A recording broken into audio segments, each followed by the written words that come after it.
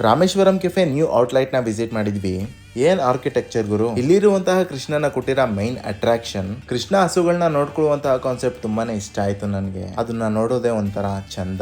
ಇದು ಒಂದೊಳ್ಳೆ ಕಾನ್ಸೆಪ್ಟ್ ಅಂತಾನೆ ಹೇಳ್ಬೋದು. ಸ್ವತಃ ಆದಿಯೋಗಿ ಟೀಮ್ ಅವರೇ ಬಂದು ಮಾಡಿರುವಂತಹ ಒಂದು ಥೀಮ್ ಚೆನ್ನಾಗಿದೆ. ಒಳಗಡೆ ಎಂಟ್ರಿ ಆಗ್ತಿದ್ದಂಗೆ ಸಿಗುವಂತಹ ಆ ಒಂದು ಡಿವೈನ್ ಆರಾ, ಇಟ್ಸ್ ಮೆಸ್ಮರೈಸ್ ಅಂತಾನೆ ಹೇಳ್ತೀನಿ. ಪ್ರತಿಯೊಂದು ದಿಕ್ಕಿನಲ್ಲೂ ಒಂದು ಭಕ್ತಿಯ ಹಾರ ಅಂಡ್ ಇಲ್ಲಿ ಪೀಸ್ಫುಲ್ ಆಗಿ ಕುತ್ಕೊಂಡು ಊಟ ಮಾಡಬಹುದು.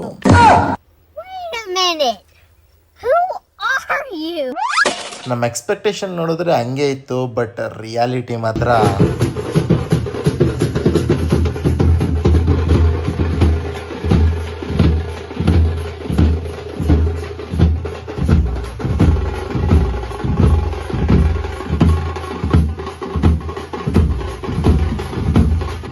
ಟೋಕನ್ಗೆ ಅರ್ಧ ಗಂಟೆ, ದೋಸೆ ತಗೊಳಕ್ ಅರ್ಧ ಗಂಟೆ, ಜಾಗ ಹುಡ್ಕಕ್ ಒಂದ್ ಅರ್ಧ ಗಂಟೆ. ಸುಸ್ತಾಗೋಯ್ತು ಗುರು. ಇಷ್ಟೆಲ್ಲ ಕಷ್ಟಪಟ್ಟು ದೋಸೆ ತಗೊಂಬಂದು ದೋಸೆ ಟೇಸ್ಟ್ ಮಾಡಿದ್ವಿ. ದೋಸೆ ಟೇಸ್ಟ್ ಹೇಗಿತ್ತು ಅಂತ ಪಾರ್ಟ್ 2 ವಿಡಿಯೋದಲ್ಲಿ ಹೇಳ್ತೀನಿ. ದಯವಿಟ್ಟು ಫಾಲೋ ಮಾಡಿ, ಸಪೋರ್ಟ್ ಮಾಡಿ. Stay tune for part 2.